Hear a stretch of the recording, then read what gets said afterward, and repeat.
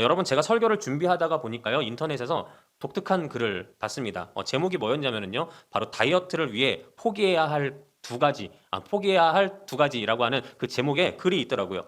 이 글을 읽어보니까요 이 글의 저자는 자신이 1년 동안 다이어트를 하면서 약 20kg 정도를 감량을 했다고 합니다. 네, 대단한 일이죠. 네, 20kg, 저는 10kg만 빠져도 참 좋겠는데 20kg나 감량을 한 거예요. 여러분 그렇더라고요. 우리 교회에 다니는 우리 성도님들 봐도 그렇지만 나이가 많던지 적던지 아니면은 우리가 진짜로 많이 저처럼 이렇게 몸집이 있든지 적든지 다 이상하게 다이어트를 꼭 생각을 하시더라고요. 근데 이 사람이 20kg, 1년에 20kg라고 하는 다이어트에 성공을 하면서 자신의 경험담을 이렇게 쭉 이야기를 하는데, 그러면서 그가 하는 얘기가 자기가 자신의 경험을 이렇게 되돌아봤더니 다이어트에 성공하려면 적어도 두 가지는 포기할 줄 알아야 된다, 이런 얘기를 이 글에서 적고 있다는 겁니다. 자, 그럼 이 사람이 도대체 다이어트를 성공하기 위해서 포기해야 될 것 두 가지를 뭐라고 우리에게 이야기해주고 있는 것일까요? 자, 첫 번째는 먹는 것을 포기하라라고 이야기하더라는 거예요. 자, 여기서 먹는 것을 포기하라는 것은 굶으라는 얘기가 아니에요. 자, 이건 뭐냐면은 내 맘대로 내 방법대로 양껏 먹는 것을 포기하라는 거예요. 식습관을 정확하게 가지고 균형 있게 가져서 그렇게 먹어야, 규칙적으로 먹어야만 그 사람이 다이어트에 성공할 수 있지, 배고프다고 막 조금 먹는 거 뭐 더 많이 먹고 막 그렇게 한 번에 몰아먹고 이러면은 절대로 다이어트에 성공할 수 없다라고 얘기하더라고요. 그래서 이렇게 먹는 것, 내 맘대로 먹는 것을 포기해라라고 얘기를 하더라고요. 자, 두 번째는 뭐냐면은 쉬는 것을 포기해라. 자, 이것도 똑같아요. 쉬지 말라는 게 아니에요. 쉬더라도 규칙적으로 쉬라는 거예요. 자, 다이어트를 성공하려면 규칙적인 삶이 매우 중요한데, 문제는 뭐냐면 쉬는 날이라고 그냥 하루 종일 잔다든지 만판 쉰다든지 만판 누워있다든지 이러면 절대 안 된다는 거예요. 아무리 쉬는 날이라고 할지라도 규칙적으로 쉬는 시간에 쉬고 나머지 시간에는 내가 활동을 그래야 그게 다이어트에 성공하는 지름길이다라고 이 사람이 이야기하더라는 것입니다. 자, 그렇습니다. 우리가 세상 일만 이렇게 보더라도요, 이 다이어트 같은 일만 보더라도 포기할 것이 분명히 있어요. 그래서 그걸 포기할 줄 알아야 우리가 원하는 다이어트 감량이라고 하는 그 성공을 우리가 맛볼 수 있게 된다는 것입니다. 근데 여러분, 제가 이 말씀을 여러분들에게 드리는 이유가 뭐냐면요, 이는 마치 하나님을 사모하는 성도의 삶의 모습도 마찬가지이기 때문에 그렇습니다. 자, 우리도 살면서 하나님을 사모하는 성도로서 살아가기를 원합니다. 근데 중요한 것은 무엇입니까? 하나님을 사모하는 성도로서 내 마음대로, 내 기준대로, 내 방법대로, 내 전통대로 살아서는 안 된다라고 하는 거예요. 우리도 삶 속에서 하나님을 간절히 찾는, 하나님을 사모하는 자가 되기 위해서는, 오늘 아까 다이어트를 성공하기 위해서 포기할 것이 있는 것처럼 우리도 내 삶 속에서 포기해야만 하는 것이 분명히 있고, 또 반대로 보면 또 붙들어야만 하는 것이 분명히 있음을 오늘 성경 속에서 사도 바울은 우리에게 말씀해 주시고 있다는 것입니다. 자, 그래서 여러분들과 함께, 저는 오늘 여러분들과 함께 말씀을 통하여서, 그럼 사도 바울이 오늘 우리에게 알려주고 있는 그 내 삶 속에서 내가 하나님을 사모하는 자가 되기 위해서 포기해야 할 것은 무엇인지, 또 반대로 꼭 붙들어야 될 것은 무엇인지에 대해서 함께 말씀을 통하여 살펴보고자 합니다. 자, 우리 첫 번째, 우리 다 같이 한번 따라해 보겠습니다. 포기해야 할 것들. 자, 그렇습니다. 자, 하나님을 사모하기 위해서 사도 바울은 우리에게 포기해야 될 것들이 있다라고 오늘 성경을 통하여 우리에게 말씀해 주시고 있습니다.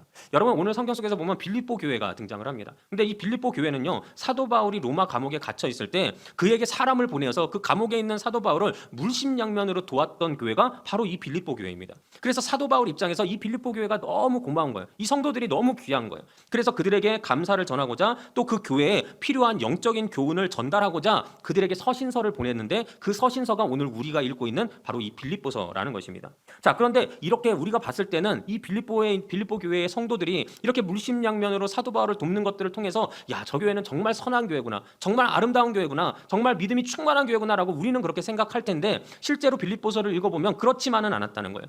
그 빌립보 교회의 내면을 보면은요, 이 빌립보 교회는 물론 믿음 위에 세워진 교회였어요. 특히 이 빌립보라고 하는 지역이요, 당시 로마의 군인들이 주거하던, 군인들이 상당수 많이 차지하면서 그렇게 생활하던 그런 땅이 바로 이 빌립보라는 곳이었어요. 때문에 로마의 충성심이 굉장히 강한 땅이 이 빌립보였기 때문에 이 빌립보라고 하는 지역에서 교회를 세운다는 것은 그리 쉬운 일이 아니었어요. 그런데 이들은 뭐예요? 그 어려운 빌립보라고 하는 곳에서 그들은 믿음을 지키고 교회를 세웠던 자들이라는 거예요. 즉, 그들이 복음을 굳게 붙든 그러한 교회였다는 것입니다. 하지만 문제는 그들이 복음을 굳게 붙들었지만 그 내면을 살펴보면 그 내면에는 성도들 간에 분쟁이 있었어요. 시비가 있었고요, 원망이 있었어요. 그래서 쉽게 말해서 사도 바울은 교회 안에 그들이 복음은 가지고 있지만 그 복음에 합당한 성도로서의 삶은 너무나도 부족하다는 것을 깨달았다는 것입니다. 그래서 그걸 권면하고자 이 빌립보서를 통해서 그들에게 신앙적인 교훈을 전달하고 있다라고 하는 거예요.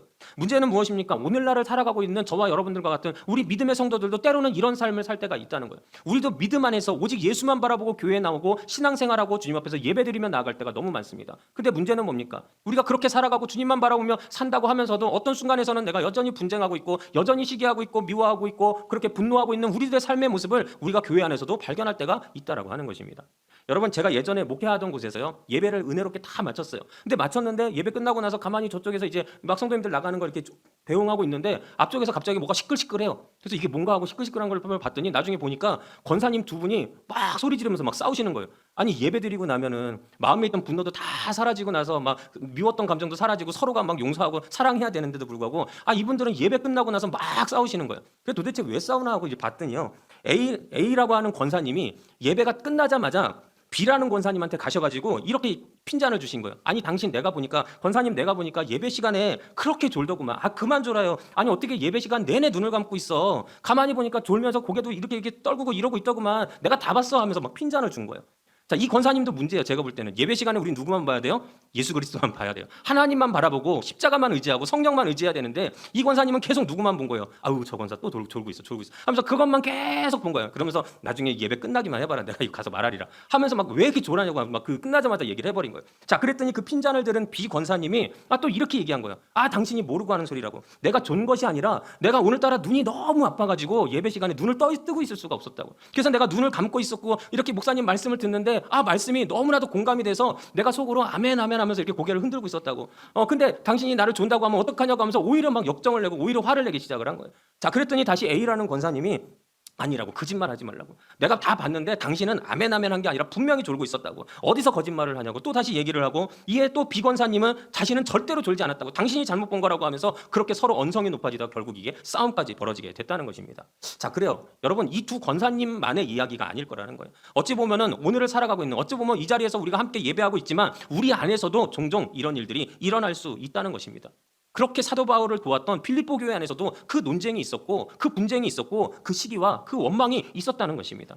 자, 분명 성경은 우리에게 은혜 안에서 살라고 합니다. 서로 용납하며 살라고 하고요, 이해하며 서로 사랑하라고 하고, 그렇게 이웃을 내 몸과 같이 사랑하라고 말씀하시는 것이 바로 성경의 말씀이십니다. 그것이 마땅한 성도의 삶이라고 말씀해 주시는데도 불구하고 이처럼 우리가 믿음 안에서 함께 모였다고 하면서도 끊임없이 분쟁하고 올바른 성도의 삶을 살지 못할 때가 너무 많이 있다라고 하는 것이에요. 근데 이것이 더 큰 문제가 있습니다. 어떤 문제일까요? 내가 교회 안에서 성도 간에 어떤 분쟁이 휘말리게 되었을 때 그 성도와 나와의 관계에서 끝나는 것이 아니라 이게 하나님과의 관계가 틀어지기 시작한다는 거예요.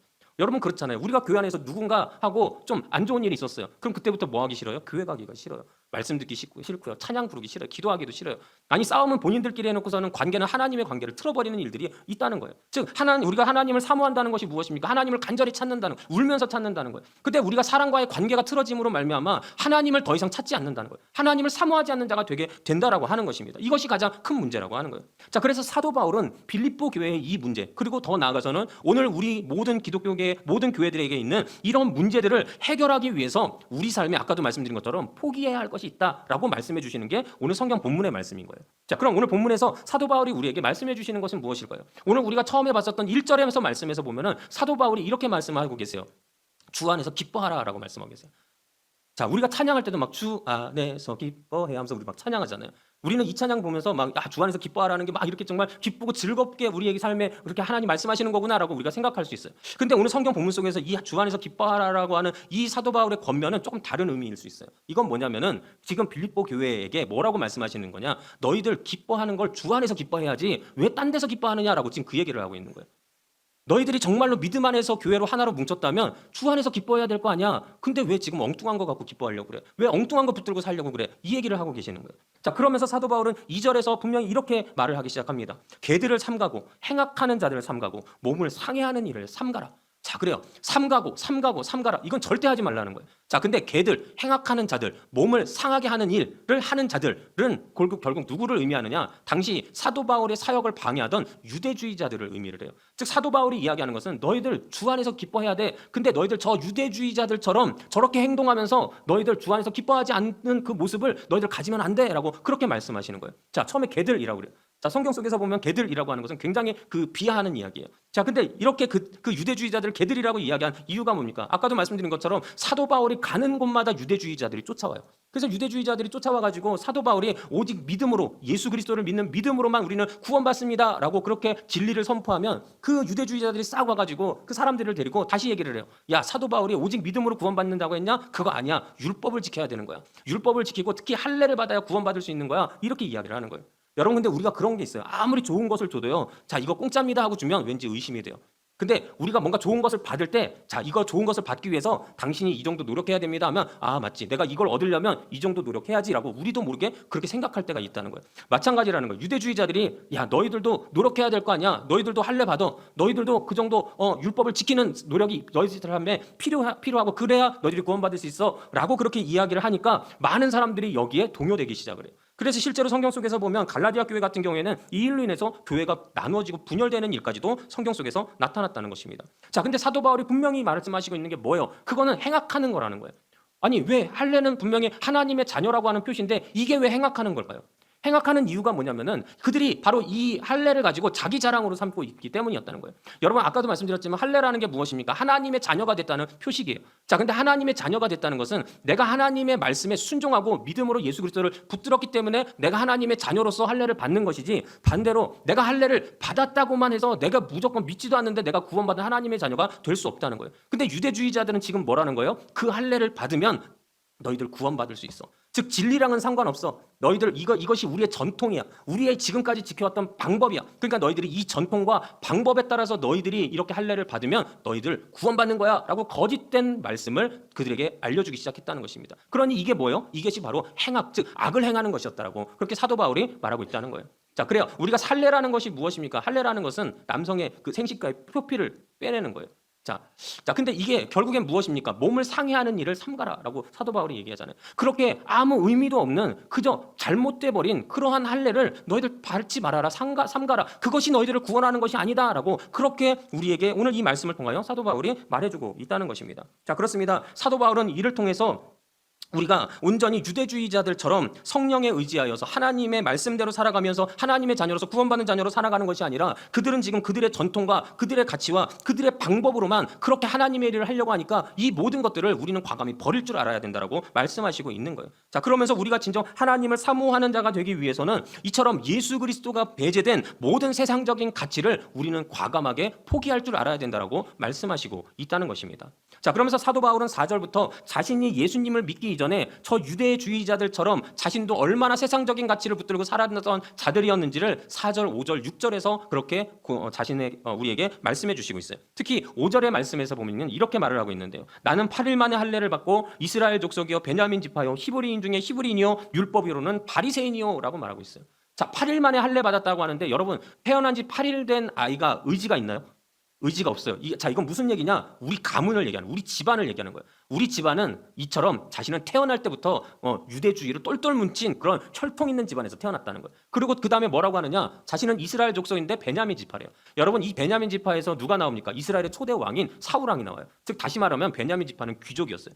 즉 자신은 이처럼 유대인들 중에서도 귀족이었다는 거예요. 그리고 히브리인 중에 히브리인이라고 또 이야기를 해요. 당시에는 히브리파 유대인이 있었고 헬라파 유대인이 있었어요. 헬라파 유대인이라는 사람들은 누구냐면은 태어나기를 이방에서 태어난 자들이에요. 그런데 그들이 다시 돌아와서 유대인이 된 자들, 그들을 가리켜서 헬라파 유대인이라고 했고 히브리 유대인이라고 하는 자들은 누구냐면 원래부터 그 지역에 예루살렘과 아니면 팔레스타인과 그렇게 우리가 성경에서 보는 이스라엘에 살았던 자들, 거기서 태어난 자들, 즉 어떻게 보면은 혈통이 있는 자들을 의미를 하는 거예요. 즉 자기는 헬라파 유대인, 저 멀리 어딘가에서 온 그런 가짜 유대인이 아니라 나는 진짜 유대인이다, 나는 유대의 정신으로 태어났다라고 이렇게 이야기하는 거예요. 마지막으로 뭐 얘기하고 있어요? 바리새인이라고 얘기해요. 여러분, 바리새인을 가리켜서 우리가 다른 말로 뭐라고 합니까? 율법학자라고 얘기하죠. 즉 말씀에 대해서는 정통했다는 거예요. 자신은 어떤 사람들보다 말씀에 대해서 정말로 큰 지식, 깊은 지식을 가지고 있었다라고 자신이 이와 같은 삶을 살았다라고 지금 사도 바울이 이야기를 하고 있는 거예요. 자, 근데 이런 삶을 살았고 이런 것들로 이런 유대주의의 사상으로 똘똘 뭉친 자신이었기 때문에 그가 했던 일이 뭐예요? 바로 예수 믿는 자들을 잡고 고문하는 일이 바로 그가 했던 일이라는 거예요. 자, 그런데 그렇게 유대주의로 똘똘 뭉쳐서 예수 믿던 자들을 핍박하던 그가 다메섹 도상에서 누구를 만납니까? 바로 예수 그리스도를 만나게 됐다는 거예요. 그리고 그가 예수 그리스도를 만나자 어떻게 됩니까? 그 삶이 변하게 되었다라고 하는 것입니다. 그래서 7절에서 사도 바울은 또 이렇게 이렇게 고백을 합니다. 그러나 무엇이든지 내게 유익하던 것을 내가 그리스도를 위하여 다 해로 여길 뿐더러라고 고백하고 있다는 거예요. 자, 분명히 나에게 유익했던 거라는 거예요. 그 모든 것들은. 근데 그게 내가 예수를 만나니까 뭐로 여기게 됐다는 거예요? 해로 여기게 됐다는 거예요. 다 그것을 포기해버리게 됐다는 거예요. 세상의 전통들, 세상의 가치들, 세상의 방법들, 내가 이걸로만 내가 살아야지라고 했던 그 모든 것들을 다 버릴 수 있고 포기할 수 있게 되었다라고 그는 그렇게 고백하고 있다라고 하는 것입니다. 여러분, 그렇습니다. 우리 믿음의 성도들도 바로 이와 마찬가지가 되어야 합니다. 우리도 내 삶에 무엇보다 복음이 앞서야 되면 우리는 절대 잊지 말아야 하는 것입니다. 복음보다도 내 생각이 앞선다면, 복음보다 내 가치가 앞선다면, 복음보다 내 전통이 앞선다면 그것은 유대주의자의 모습이고 오늘 성경 속에서 사도 바울이 삼가라라고 하는 그런 모습임을 우리는 반드시 깨달아 알아야 된다라고 하는 거예요. 즉 우리가 주님 앞에 예배드리는 것보다 내 다른 무엇인가 다른 것이 더 중요해서는 안 된다라고 하는 거예요. 물론 돈도 좋죠. 쉬는 것도 좋죠. 놀러 가는 것도 좋고 뭐 하는 것들이 다 좋아요. 하지만 중요한 것은 내가 주님 앞에 예배하고 오직 주님을 붙드는 것보다 그 무엇도 앞서서는 안 되고 내가 혹시 내 삶 속에서 그 앞서는 무엇인가가 있다면 그걸 과감히 포기할 줄 알아야 된다라고 말씀하시고 있는 게 오늘 성경 속에서 사도 바울이 우리에게 알려주고 있는 것이라는 겁니다. 여러분, 제가 알고 있는 예전에 한 교회에서 그 교회에 주일학교 때부터 성장을 해서 목사님이 되신 분이 계셨어요. 근데 목사님이 그 교회에서 사역을 하시다가 나중에 그 교회가 이제 원래 계시던 담임 목사님이 이제 원로 목사님이 되시고 새로 이제 담임 목사님을 청빙해야 되는 시기가 왔어요. 근데 이 누구를 청빙할까 하다가 그래도 우리 교회 출신으로 초등학교 때부터 그렇게 주일학교 거치면서 이렇게 성장한 우리 교회 출신인 저 목사님을 우리가 담임 목사로 청빙하는 게 좋지 않겠냐라고 그런 안건들이 나오게 됐습니다. 자, 그래서 이것 때문에 회의를 하기 시작했는데 이 회의에서 한 장로님이 끝까지 이 목사님을 반대하는 거예요. 난 저 목사님 우리 담임 목사님으로 모실 수 없습니다. 라고 하면서 반대를 하는 거예요. 근데 이 장로님이 그 목사님을 이처럼 담임 목사로 청빙할 수 없다라고 반대한 이유가 참 놀라운데요. 그 장로님이 이렇게 이야기를 했대요. 저 목사님을 내가 초등학생 때부터 봤고 내 자녀들과 우리 집에서 같이 놀고 같이 밥 먹으면서 내가 자녀처럼 그 사람의 이름을 부르고 지금까지 지내왔는데 내가 그런 저 목사님에게 담임 목사님이라고 부르면서 어떻게 내가 그 사람의 말에 순종할 수 있겠습니까? 이 말을 했다는 거예요. 자, 결국에 이 교회는 어떻게 됐을까요? 결국에 그 장로님의 반대로 인해서 그 목사님은 그 교회의 담임 목사로 청빙받지 못하게 되었다라고 하는 거예요. 여러분, 이 장로님의 반대가 만약에 이 목사님이 어떤 성품의 문제가 있어요, 아니면 그의 자질의 문제가 있어요 라고 한다면 이게 이해가 돼요. 근데 이처럼 내가 자식처럼 보던 그 위치를 나는 버릴 수 없어요 라고 해서 그 목사님을 따를 수 없다라고 이와 같이 이야기하는 것은 이는 굉장히 하나님 앞에서 교만한 말이라는 것을 우리는 반드시 알아야 된다는 거예요. 결국 그 교만한 마음을 버리지 못했기 때문에, 그 교만한 마음이 복음보다 앞섰기 때문에 이와 같은 결정을 내릴 수밖에 없었다는 것입니다. 여러분, 제가 말씀드리는 것은 세상에서 우리가 가치를 갖고 있는 것, 세상의 자리들이 가치 없다는 게 아니에요. 때로는 내가 세상 속에서 누리고 있는 게 가치 있을 때가 있어요. 세상에서 내가 내 손에 쥐고 있는 게 너무나도 소중할 때가 있어요. 내가 지금 서 있는 그 자리가 너무나도 귀중한 자리일 수 있어요. 하지만 오늘 성경에서 사도 바울이 말하는 건 뭐예요? 바로 그 모든 것들이 아무리 소중하다 할지라도 예수보다 앞서서는 안 된다는 거예요. 복음보다 앞서서는 안 된다는 거예요. 근데 우리가 때로는 그 모든 것들을 복음보다 앞세우다 보니까, 그 모든 나의 전통, 나의 가치, 나의 기준을 그걸 복음보다 앞세우다 보니까 내 생각이 먼저 나가게 되고 우리가 하나님의 교회를 세우기보다는 오히려 나의 의를 드러내려고 하는 경우들이 너무나도 많이 있다는 거예요. 그러다 보니 교회 안에서 분쟁이 일어나고 교회 안에서 시기와 원망이 나타날 수밖에 없게 된다고 하는 것입니다. 바라기는 오늘 우리 늘봉교회 모든 성도님들은 이렇게 복음보다 앞서서 내가 생각하고 있는 그 모든 세상적인 가치를 온전히 포기하고 내려놓으실 수 있는 우리 성도님들이 되시기를 주님의 이름으로 축원합니다. 자, 그러면은 내가 이와 같이 포기할 것이 있어요. 세상적인 것을 포기해야 돼요. 근데 반대로 그렇다면 내가 하나님을 사모하기 위해서 그러면 내가 붙들어야 되는 것은 무엇일까요? 자, 우리 다 같이 한번 따라해 보겠습니다. 꼭 붙들어야 하는 것. 자, 그렇습니다. 오늘 성경 속에서 사도 바울은 우리가 세상적인 모든 것들, 복음보다 앞서는 모든 것들을 포기하고 꼭 붙들어야 할 것이 있다라고 우리에게 말씀하시고 있어요. 그게 무엇일까요? 자, 오늘 본문에서 3절에서 보면은요, 사도 바울은 우리에게 이렇게 말합니다. 하나님의 성령으로 봉사하며 그리스도 예수로 자랑하고 육체를 신뢰하지 아니하는 우리가 곧 할례파라. 자, 여러분, 이거는 제가 아까 여러분들에게 말씀드렸던 2절에 뭐예요? 유대주의자들을 삼가라라고, 삼가고 삼가라 그 3번 말씀하신 거 있잖아요. 자, 그거를 정확하게 반대로 이야기하고 있는 거예요. 자, 여기서 보면은 처음에 뭐라고 사도 바울이 우리에게 말합니까? 바로 하나님의 성령으로 봉사한다라고 이제 그렇게 말씀하시고 있어요. 자, 여기서 봉사라고 하는 단어는 두 가지 의미가 있습니다. 이 봉사라고 하는 단어를 원어로 보면은 하나님을 대상으로 쓸 때는 하나님께 예배한다는 뜻이에요. 자, 근데 이 봉사를 사람을 대상으로 쓸 때는 이것은 섬긴다, 그러니까 그 사람을 위해서 헌신한다라고 하는 뜻이에요. 자, 다시 말씀드리면 우리가 하나님께 예배를 하고 우리가 세상에 내 이웃을 섬기는 그 모든 것들을 무엇을 중심으로 해야 된다는 거예요? 바로 성령을 중심으로 해야 된다는 거예요. 성령께서 나를 움직이셔서 그 모든 것들을 감당해야만 한다는 거예요. 내가 내 기준으로 내 판단으로 하는 것이 아니라 성령에 의지해야 된다라고 하는 것입니다. 자, 그리고 두 번째로 보면은 그리스도 예수로 자랑해야 된다라고 또 말씀하시고 있어요. 아까 유대주의자들은 할례를 통하여서 그 자랑을 누가 했습니까? 자기 스스로 받았다는 거예요. 내가 몇 명 할례받게 했어. 내가 몇 명 할례받게 했어 하면서 그걸 자기 자랑으로 삼았다는 거예요. 근데 오늘 성경에서 보면 사도 바울은 우리에게 이 얘기 주고 있는 게 무엇이냐면 내 자랑이 되어서는 안 된다는 거. 오직 우리가 자랑할 것은 예수 그리스도밖에 없다라고 그렇게 우리에게 말씀하시고 있는 거예요. 자, 그래서 세 번째는 무엇을 이야기하십니까? 육체를 신뢰하지 아니하며. 자, 이것은 아까 말씀드린 할례를 의미를 하는 거예요. 자, 그들이 어떤 할례를 했기 때문에 그들이 행악한다고 말씀을 드렸나요? 바로 자신들의 방법대로, 전통대로 의미도 모른 채 그냥 그렇게 할례를 행하였기 때문에 그것이 하나님 안에서 악을 행하는 것이다라고 말씀을 드렸다는 거예요. 그렇게 육체를 신뢰하는 모습을 갖지 말라는 거예요. 그렇게 세상적인 것들을 쫓아 살지 말라는 거예요. 의미만 남아있는 것들, 의미는 없고 그 형식만 남아있는 그러한 신앙의 모습을 우리는 버려야 된다는 거예요. 그렇게 우리가 버리는 자가 될 때 그 자가 곧 어떤 자라고 하는 겁니까? 그 자가 할례파래요. 자, 할례는 아까도 말씀드렸던 무엇이라고 말씀드렸나요? 하나님의 자녀가 되었다는 표식이에요. 즉 바로 세상적으로 저 유대인들이 주장하는 것처럼 할례 받고 율법만 지키면서 형식적으로 살아가는 저들이 구원받은 자들이 아니라 바로 우리와 같이 성령으로 인하여서 우리 안에 예수 그리스도를 자랑으로 삼고 육체가 아니라 오직 영으로 주님 앞에 나아가 사는 자, 그 자가 바로 어떤 자라는 거예요? 구원받은 자요. 그 자가 바로 할례 받은 자라는 것을 오늘 성경에서 사도 바울은 이와 같이 우리에게 말씀하시고 있다는 것입니다. 자, 그렇습니다. 이 3절의 말씀을 요약해 보면 바로 이거예요. 하나님을 사모하는 자는 성령의 인도하심을 받아 예수 그리스도를 붙드는 자라는 것을 우리에게 말씀하시고 있다는 것입니다. 세상의 모든 것들을 포기하더라도 우리 안에서 꼭 붙들어야 되는 것 바로 뭐라는 거예요? 바로 성령이 증거하시는 예수 그리스도라는 거예요. 아까도 제가 말씀드렸던 것처럼 빌립보 교회에도 논쟁이 있었어요. 특히 유오디아라고 하는 이제 사람과 순두계라고 하는 두 여인이 그 논쟁의 중심에 있었어요. 성경에서 보면. 그래서 우리가 간혹 가다가 이들을 쉽게 부를 때 이제 유집사와 순집사의 논쟁이다. 우리가 이렇게도 이야기를 하거든요. 근데 그들이 논쟁하는 그 모습 속에서도 사도 바울이 그들을 권면하면서 뭐라고 합니까? 성경 속에서 보면은 빌립보서 2장 5절에 보면 너희 안에 이 마음을 품으라. 곧 그리스도 예수의 마음이니. 자, 그래요. 우리가 예수 중심으로 살아갈 때 다른 건 다 놓치더라도 오직 예수 그리스도를 붙들고 살아갈 때 그 예수 그리스도의 마음을 품고 살아가면 우리 안에 그 논쟁은 사라지게 될 수밖에 없다라고 하는 것입니다. 자, 우리가 예수 그리스도의 마음을 품고 살아가면 우리는 예수 그리스도의 가르침을 따라갑니다. 그리고 예수 그리스도와 함께 그와 함께 동행하고 또한 예수 그리스도가 그렇게 우리를 섬겨주신 것처럼 우리도 그렇게 낮은 자리에서 섬기며 살아갈 수 있게 된다라고 하는 거예요. 그러니 그 자리에는 논쟁이 없고 하나 되게 하는 역사가 나타날 수밖에 없다는 것입니다. 그 예수 그리스도를 우리에게 증거해 주시는 이가 누구예요? 바로 성령 하나님이시라는 거예요. 그래서 성경은 우리가 성령으로 충만해질 때 그 성령으로 충만해지는 곳마다 교회가 세워진다라고 말씀하시고 있어요. 그리고 그렇게 교회가 세워진 그곳에 그렇게 그 성도들이 예수의 마음을 품고 그렇게 예수와 함께 예수와 같이 행동하여서 서로의 것을 나누고 섬기는 모습이 그 안에서부터 생겨나게 되었다라고 성경은 분명히 증거하고 있다는 것입니다.